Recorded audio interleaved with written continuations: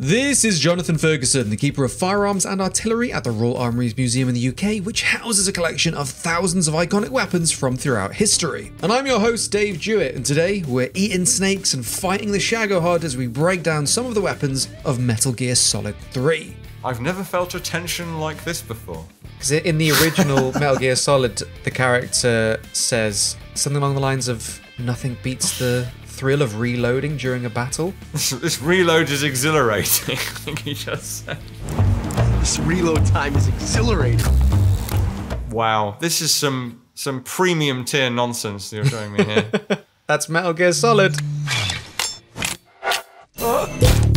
This August, you can get 50% off Patreon memberships with code SUMMER, meaning you can watch the director's cut of this episode, over 25 other extended episodes, and get early access to our upcoming Alien franchise episode, all for half price. I happen to have one here. Of all the things you can say, I happen to have one here, the pulse rifle is a big one. So, I do want to introduce you to a close personal friend of mine. Of course, we'll be back with Snake when Metal Gear Solid Delta Snake Eater comes out, so if we missed anything in this episode, let us know in the comments and look out for it in a future video. Now, so I don't keep you waiting, I'll throw it over to Jonathan.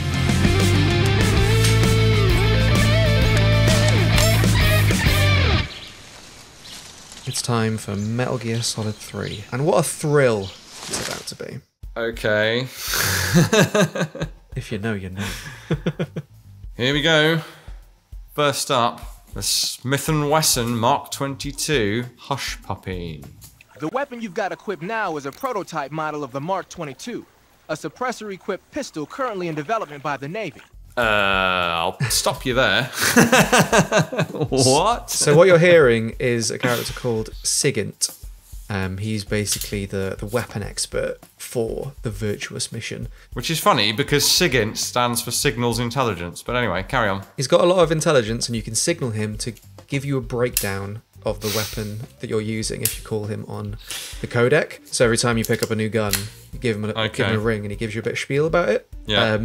It's one of the many layers of gun nerdery that's in not just this franchise, but Metal Gear Solid 3 especially has some gun nerd details in it. I've heard a lot about it, put it that way. It's my favourite Metal Gear game. I can't speak to somehow being modified as a tranquilizer gun, because, you know, it's a gun. It's a conventional 9mm pistol modified for extra quiet use, and it is actually marked there MK.22 Mod 0. If you can see that, it is all going so well. The model looked good. The write up sort of looked good because I didn't notice the word tranquilizer and the voiceover. Yeah, until you hit tranquilizer. I don't know how you make 9mm bullets tranquilize people. I mean, they definitely will tranquilize people. They'll be very tranquil when you shoot them with 9mm, but not in the way that the game is implying. The slide lock is the main thing. So we have this lever on the side that when you press down, locks the slide. So the gun will not have no additional mechanical sound. And of course, that is significant. Let's remove the magazine and just remind you how loud guns can be even when they're not going off. Nice, 30 plus decibel sound drop with the suppressor, possibly more effective than that. I can't recall. We don't have one, but it's I won't say iconic, but it's a real piece of Vietnam era kit called a Hush Puppy because sadly a lot of suppressed firearm use involves shooting dogs, guard dogs, sentry dogs, not like the Hush Puppies you wear on your feet. A common thing throughout the franchise, which is how the weapon in Metal Gear Solid 3 works, is that if it's a suppressed pistol, you have to rack the slide and manually rechamber around every shot because it's using like darts. It's implied to be, so you have to rack the slide to manually chamber the next round. Yeah, if we assume that you can make a tranquilizer dart small enough to fit in the footprint of a 9mm cartridge, which is highly questionable, then something like this that's designed to be used with the slide locked shut makes a little bit more sense than one that has to cycle itself. That definitely isn't plausible. Some form of tranquilizing projectiles with a manually locked shut slide is a little bit more plausible, but we'd still need some sci-fi tranq bullets. It uses a slide lock mechanism. That makes it a lot quieter, but it also means you have to load a new round into the chamber by hand every time you fire. Yeah, so it's funny that they get essentially everything right about this. Like, I've anticipated some of those facts before I unpaused and heard them read back to me by the game. It's just a shame they didn't make it a normal bullet-firing gun and went with this tranquilizer stuff. Ah, yes, the the knife in hand hold. Don't know if that was based on a real technique. Well, Snake has his own special field modifications that he does to lean into that technique that we'll see a little bit later. I mean, I wonder if they added the tranquilizer thing later in development, because the way this is functioning just seems like a straightforward suppressed pistol. Is there any gameplay reason why they have to be asleep and not dead? Well, later in the game there is, because this, I mean, we're getting into the weirdness of Metal Gear very quickly here.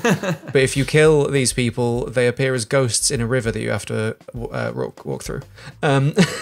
Okay then. In reality, it's a difficulty modifier. Quite commonly throughout the series, the only suppressed weapon you'd have is a tranquilizer one. And when you finish the game, you'll get a higher rating if you've been able to do your mission without killing anyone.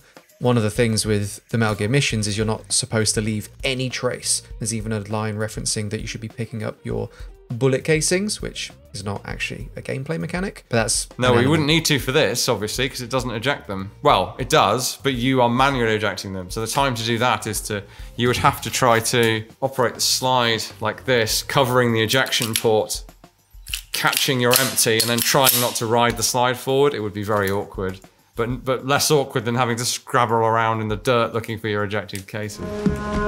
Think you can pull the trigger?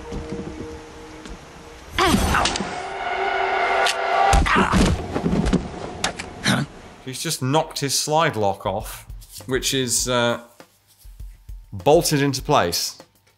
So that's not happening. Yeah, this is another trope of the series. A lot of close quarters gun dismantling. Yeah.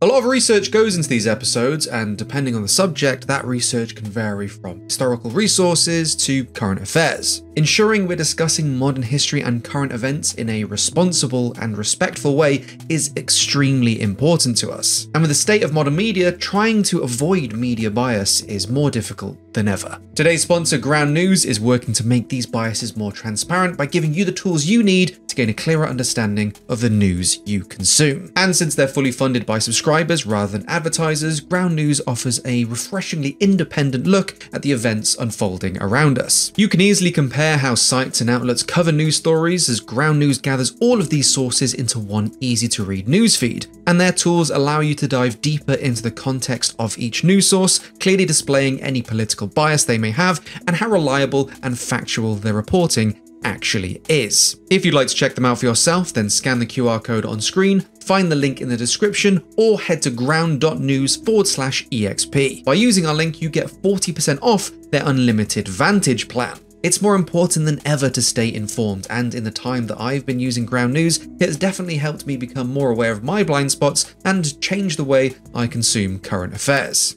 Thanks again to Ground News for sponsoring this episode, and now I'll get back to the video.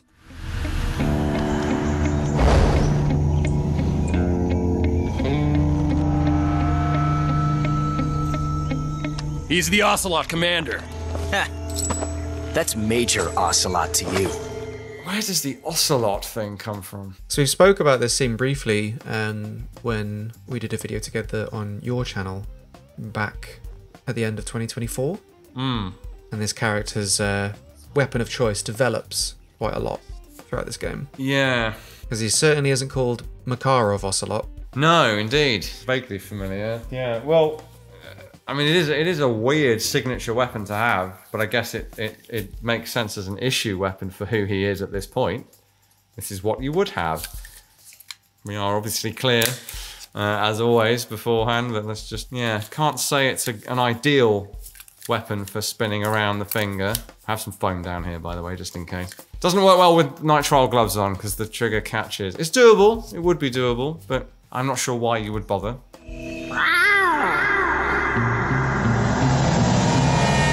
Why has he just meowed? Because he's an Ocelot. Yeah. This is what happens when you try and get too fancy. Snake isn't going to let that fly.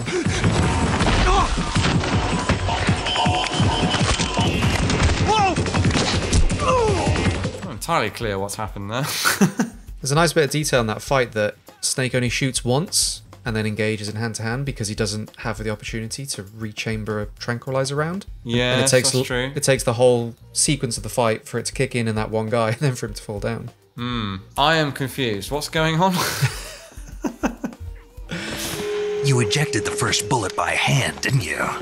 I see what you were trying to do, but testing a technique you've only heard about in the middle of battle wasn't very smart. Ejecting the first bullet by hand? What? Revolver Ocelot likes to do all these fancy tricks with his weapons. Yeah. And at the start of the fight, he tries to shoot Snake. He's spinning an empty Makarov, then he puts in a new magazine and they seem to hint at some technique that he's trying, that he's read about. But the round doesn't chamber, so it jams, which allows Snake the opportunity to get in close and do all this fancy fighting.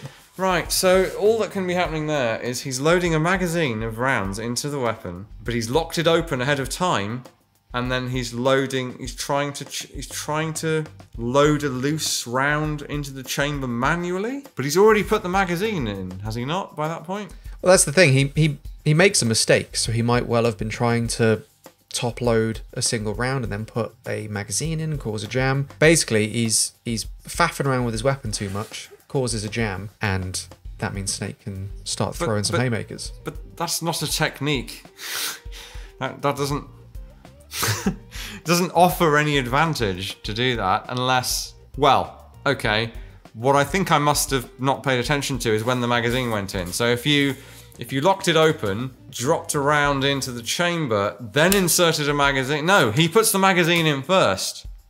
He puts the magazine in first, tries to cock it, and the first round jams. That is not loading the first round manually. That's how you load a weapon. What I thought he was doing is he loads a round into the chamber loose, then the magazine in, which would give you 9 rounds. You know, 1 in the chamber, plus 1. That's not what he's doing. He's magazine in, and all he's doing is cocking it. I don't know what they mean by loading it manually. How else do you load a slide-operated pistol? It always struck me as just some filler words to justify this scene rather than actually being some technique. I know, but surely it has to make superficial sense. I don't know. It's weird. I always find these games strange. You've got a lot of detail in how the weapons are represented, a lot of detail in factual terms, and then they just go completely off-piste with some random bit of nonsense. We've not even started to go off-piste with this game. They also sound too much like each other, and I can't tell who's talking. Snake is the guy who sounds like this. Stay where you are. I've had enough of your judo. I see you've got yourself a single-action army. That's right. There'll be no accidents this time. Single action army. Engraved. Looking very similar. Doesn't offer any tactical advantage though, does it? It's a nice gun, I'll give you that. But the engraving gives you no tactical advantage whatsoever. It does not. I can agree on that. But yeah, very similar. I do think they've probably copied a real one to get that engraving because it's not perfect, but this sort of Belgian-esque foliate engraving is really quite similar.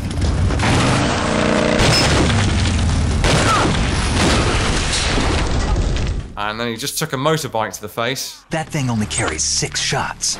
The Makarov carries 8. You have to get a feel for how many you have left. A feel, or you could count. I mean, I'm not good at maths, but I can count to 6 or 8. More than 10, more than I have fingers, then I'm going to struggle. But That's when you have to go to toes. the fact that they've chosen this as a showboat, fancy, over-the-top gun for this character is, yeah, fine. That's good. This, by the way, has a set of ivory grips, and it is the... Oh, I don't... My lighting... There we go. It is the Mexican eagle eating the snake on the right-hand grip. The snake eater. Yep. The eagle is the snake eater. The animations on the swirling are pretty good. Like, they've obviously looked at a cowboy exhibition shooter. There's always been an undertone to this game of Revolver Ocelot actually seeking Snake's approval, because he mentions engravings, and then he comes back with 2 single-action armies to counter his comment about 6 and 8, and these are stock, not engraved. Yeah. I like the running gag character stuff, that's for sure. I've never felt a tension like this before. I've never felt a tension like this before. Because in the original Metal Gear Solid, the character says something along the lines of, "Nothing beats the thrill of reloading during a battle because it takes so long." This reload is exhilarating, I think he just said. This reload time is exhilarating. Wow, this is some premium tier nonsense you're showing me here. That's Metal Gear Solid. I love the idea of someone standing out in the open and extravagantly reloading his single action army. Exhilarating. Don't know. I think you got a bit of a problem there, chum. This is a gun with history. You can do all sorts of tricks with it. Why don't you practice with it for a while? Go into first-person view and use the right analog stick. Slightly immersion breaking when it refers to controller buttons. Yeah, it's always weird when they break the fourth wall that way. Also very common in the Metal Gear franchise. Here's another bit of the weirdness associated with this weapon. You can bounce shots. You can use the ricochet to get around shields or hit people off screen. Only something possible with this gun in this game. Interesting. Yeah, needless to say, ricocheting shots is not gun specific. I mean, they've really embraced the cowboyness of the gun with the fanning and the trick shooting. The reload is, needless to say, far too quick. You need to rotate the cylinder, then hit the ejector rod, rotate the cylinder, hit the ejector rod. If you just spam the ejector rod, only one case is going to come out. The ejector rod also isn't going far enough down. Like, it seems to just go tap, tap, tap, tap, tap, tap, with like an inch travel. Obviously, it needs to go all the way down to mechanically punch the case out. I'm intrigued to see if they address any of this stuff in Metal Gear Solid Delta, the remake. Oh, that's the remake? Yeah, coming out soon. Of this or of the first game? Of this game. Ah. So no doubt we'll cover that, but we thought, hey, let's look at the OG one first. Recoilless nuclear warheads.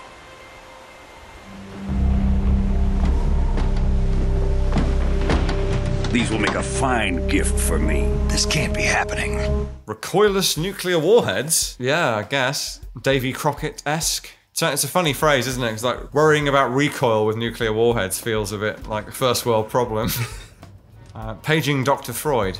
Can't imagine you have that many nuclear warheads to spare. That's a very strange recoilless launcher, fired underarm like that, and apparently guided somehow.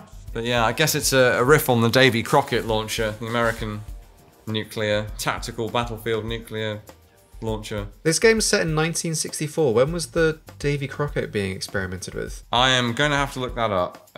61. Honestly, it's not far off the actual launcher. It's not a mortar though, it is a they called it a recoilless nuclear weapon, that's what it is. It's a recoilless launcher for a comedy nuclear bomb thing. But it has a huge tripod mount. You wouldn't fire it underhand like that. Hey, you've got an M1911A1. Yeah, a 45. 50 years since the Army adopted the first model, and they're still using them. Yep, Colt 1911 with, I guess, competition features like front slide serrations, lightweight trigger, skeletonized hammer, flat mainspring cover. It's not very 60s at all.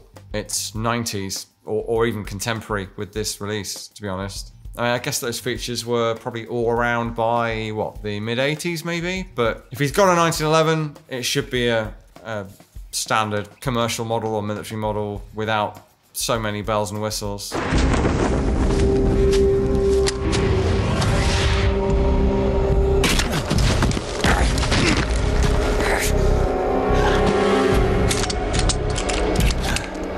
Yeah, you can, if anyone's ever disassembled a 1911, if the Hush Puppy was unrealistic, this also is. That's how you get the slide assembly off the frame, but you've got to remove the bushing. You can't just take the... It's not like a Browning, a later Browning or Beretta or one of those where you can just take the whole thing apart without messing with the front of the gun.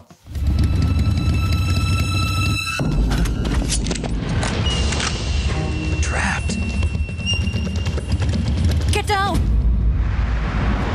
Brace yourself, Jonathan. Uh-oh.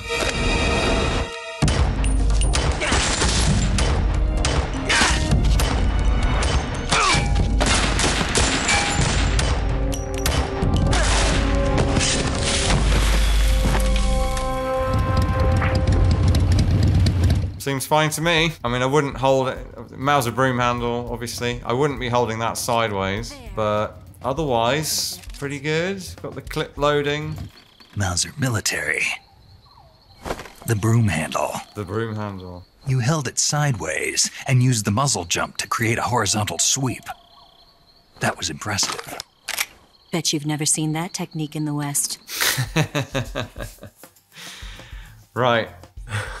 Bet you've never seen that technique in the West, Jonathan. Well, so this is based on more kind of gun lore that, so yes, there are Chinese copies of the Broomhandle, obviously, a lot of which are select fire, and the theory is on automatic that turning it sideways, either going that way or going that way, you get the natural tendency for the muzzle to rise, but it does it sideways because of how you're holding it, and it helps you sweep across if you have multiple enemies in front of you. I actually had this depicted in my Osprey book on the C96 Broomhandle because I had read about this. I'm pretty sure I also say that there's no actual evidence of people doing this, but I thought it'd be a fun thing to depict in the book, and that would actually work. We tested this out with a Schnellfeuer, and yeah, it carries the shots across the target in a way that if you were like trying to control the recoil like this, you may, or one-handed it certainly would, it will otherwise rise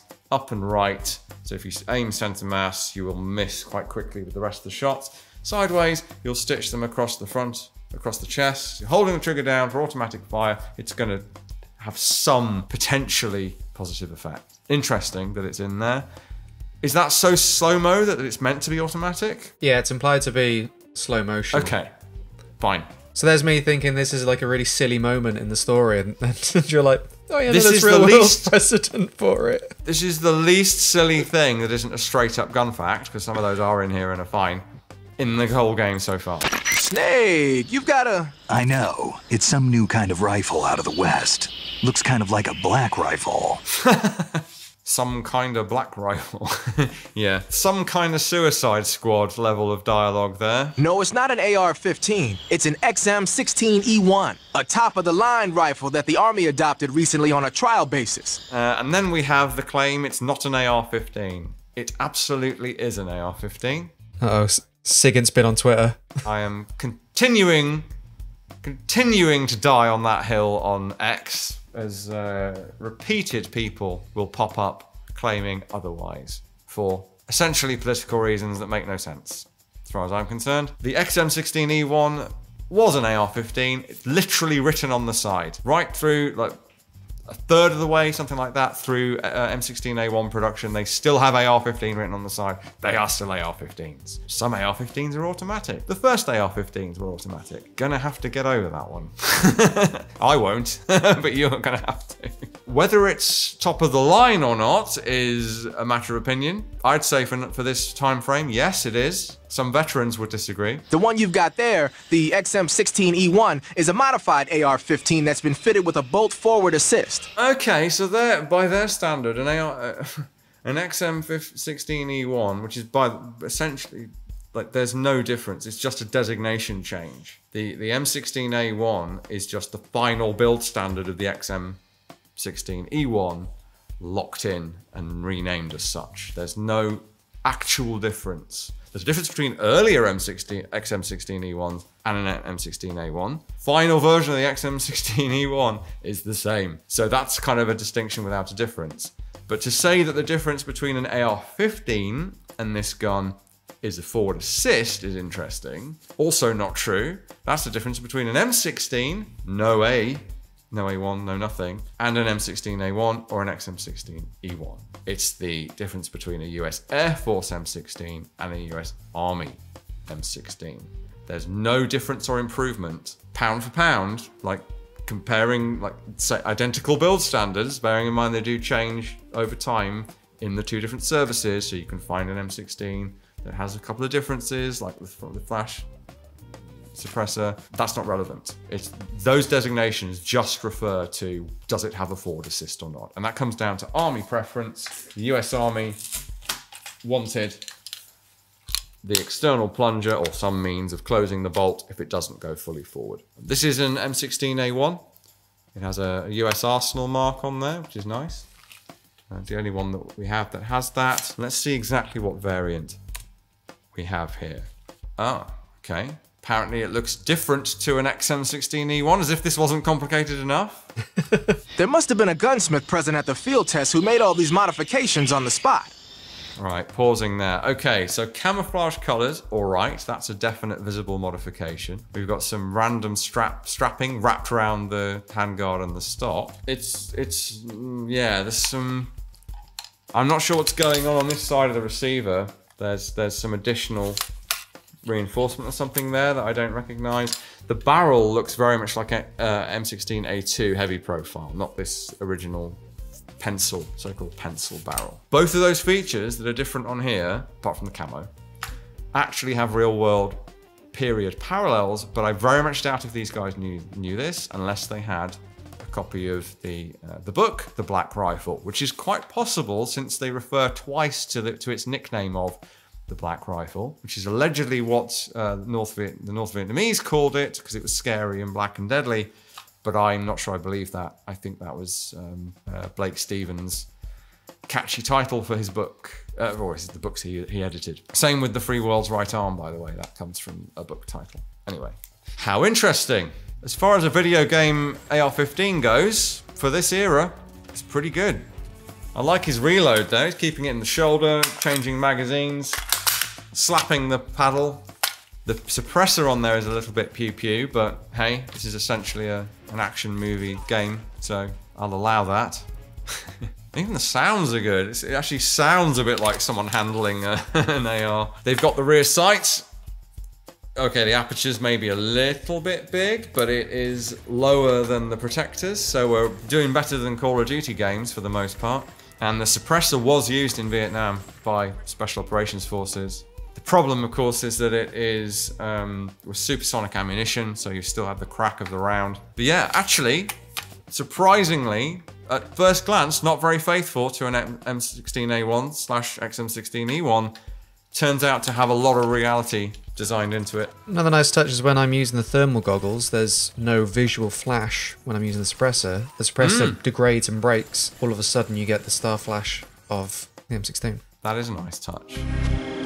There's nothing for you here. Go home. Go back to your boss. Now, slightly crazier is something that I feel sure is based on, there's a very short AR-15 variant that I can't remember the name of. This Patriot with a C mag, 100 round mag, very, very short. The magazine is something we'll get to. Okay. The Patriot is a one-of-a-kind sidearm made especially for the boss. It's basically an XM16E1 with the barrel cut short and the stock taken off. They're very fixated on this XM16E1 thing, aren't they? I mean, I guess it's the time frame. It wasn't type designated M16A1 yet, so they have to call it that. The idea was to create a large pistol that combined the feel and quick handling of a handgun with the force of a rifle. But with a barrel that short, the recoil is unbelievable. No. With the barrel that short, the recoil is not unbelievable. The recoil is less. You've got less pressure, therefore less impulse. Because you've got the recoil of the bullet going that way, which is very, very light, so negligible recoil. And you have the felt recoil of the working parts slowing down and being arrested by the spring. And that's really what you feel as the recoil. Well, of course, there's no stock on this, so okay, it would have more recoil because it's a handheld pistol, essentially. But the recoil won't be the recoil isn't more, if it's more at all, which is subjective, it's not more because of the short barrel. Short barrels mean less recoil. Tough to aim? Yes. From the looks of it, it's fitted with a 100-round drum magazine. And it never runs out of ammo? Never. Why is that? Because the internal feed mechanism is shaped like an infinity symbol. Oh my lord. I was so excited for you to hear this bit. I get it. Yep, that'll give you unlimited ammo. I mean, that'll give you unlimited ammo, mate. What do you want me to say? But he's just said it's a 100-round magazine. Yeah, but it's shaped like an infinity symbol. Infinity's unlimited. I don't know what you're confused. So it's an unlimited capacity 100-round magazine. Yeah. Okay. There's an infinite amount of 100s in there. What were they smoking when they wrote this game? It's not even the game per se, it's more the writing. I think it's you only get this gun after you complete the game. It's like a new game plus bonus, so it's meant to be a obsolete one, I guess. They've then had to sort of backwards justify it because they've got this whole realism grounded. You've got a guy on the phone who knows all the stuff, but then how do you justify a unlimited capacity magazine shaped like an infinity symbol? The rate of fire is quite possibly realistic given how short the gas system is. Reliability would be atrocious. You can't aim it because there's no front sight, but he's not bothering to anyway. And they say the recoil is unbelievable, but it doesn't, there's no muzzle rise at all. It just sits there. Truly an enigma wrapped in... wrapped in a snake. Wrapped in a snake. Whatever, at this point. If Khrushchev finds out about this, we're finished.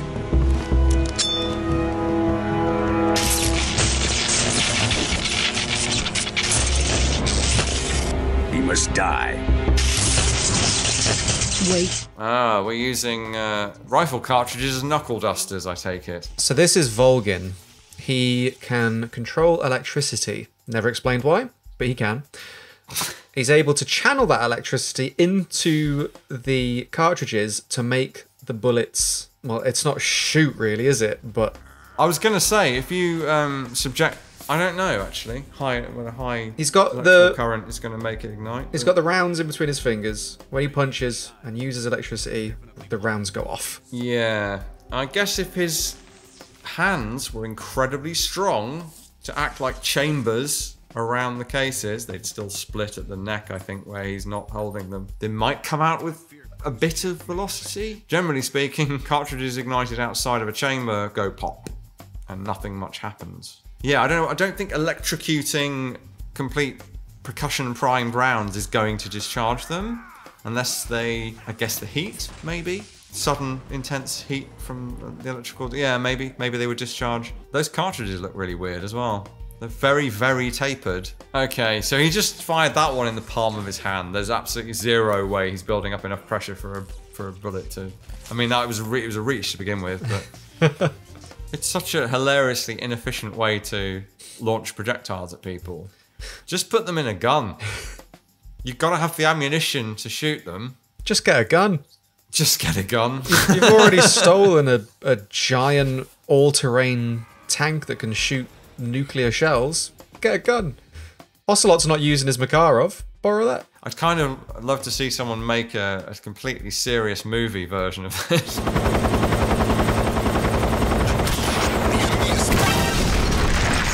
So RPG-7, we are now getting cold hard facts. Immediately after that, stabilizer fins will deploy from the back of the grenade. After it travels about 35 feet, the rocket fuel inside the grenade will ignite, accelerating the grenade towards its target.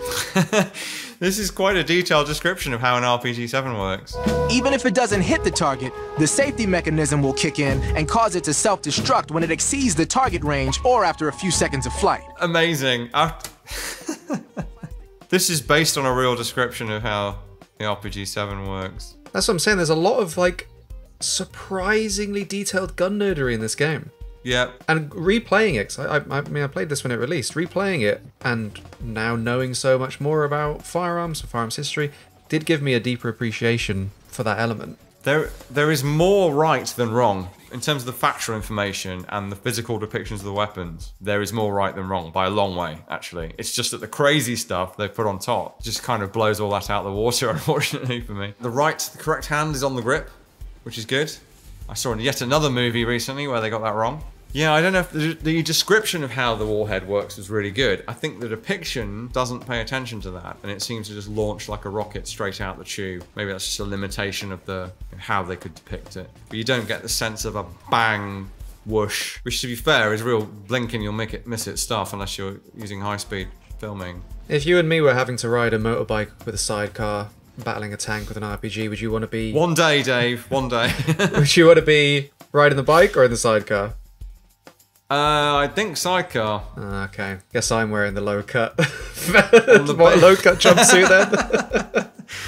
When I grew my hair out, I really considered cosplaying as Snake. There's still time. Not sure my girlfriend would be thrilled with the mullet, but... Yeah. They've made a comeback. I don't know if you've noticed. Well, so I just realised he's aiming with the optic, and he's got an eye patch on. I missed that. Yes, that's very funny.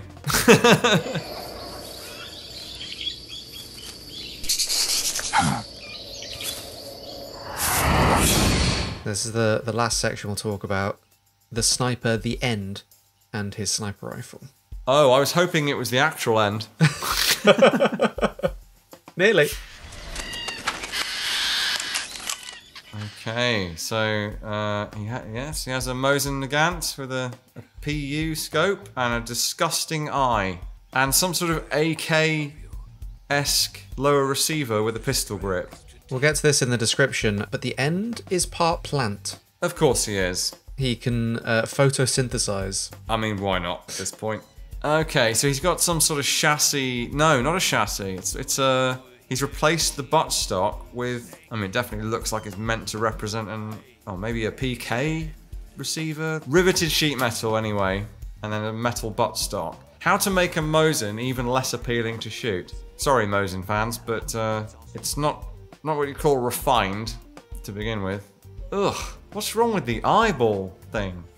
It's got a bad case of old sniper eye. So he references stamina. One of the ways to defeat the end is to turn off your console, set the date a few weeks forward, come back, and the guy will have died of old age. Are you kidding me? No, you just walk up to him and he's like, oh, where he was lying down, he's just perished. That's not the way I defeated him with this playthrough. That is absolutely hilarious. Outside the box thinking. So, trying to absorb what you've just said, and then also watching his dentures fly out of his mouth for some reason, and apparently detonate? Yes, that is what happened. So he had explosive dentures, or did the dentures make him run for it while the rest of them exploded? Unclear.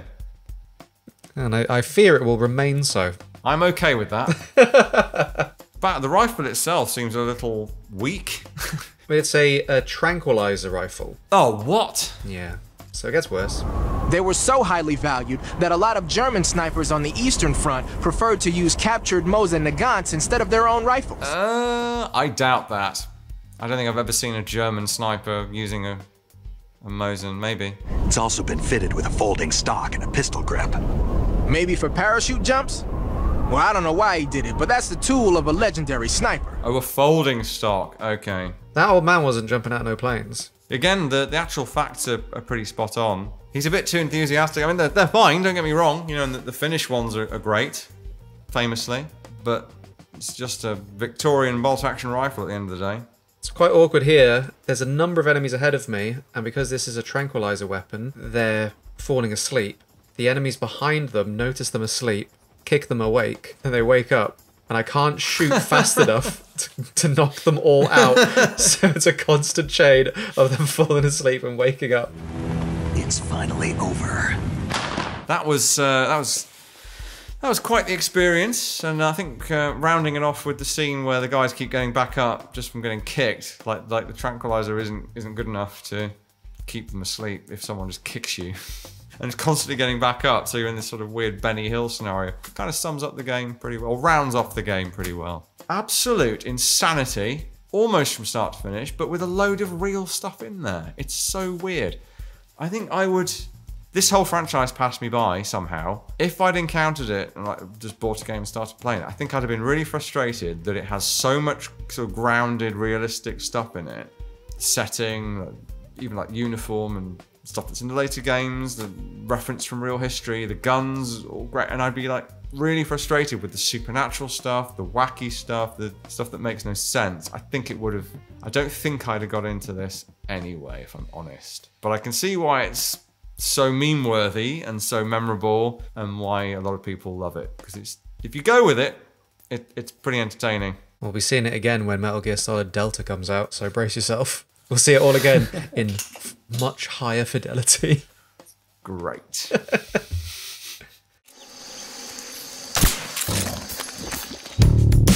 Thank you all for watching. Let us know in the comments what other games, movies, TV shows, or beyond you would like to see on the show. And of course, like the video and subscribe. As always, a huge shout out to all of our supporters over on Patreon for supporting EXP and for helping make these videos happen. And an extra shout out to Jonathan for bearing with us when we explore the weird machinations of the Metal Gear franchise. Links to support the Royal Armouries and Jonathan's work will be in the description below, so make sure you check those out. Subscribe and be sure to join us here again next week for another episode, but until then, thank you for watching.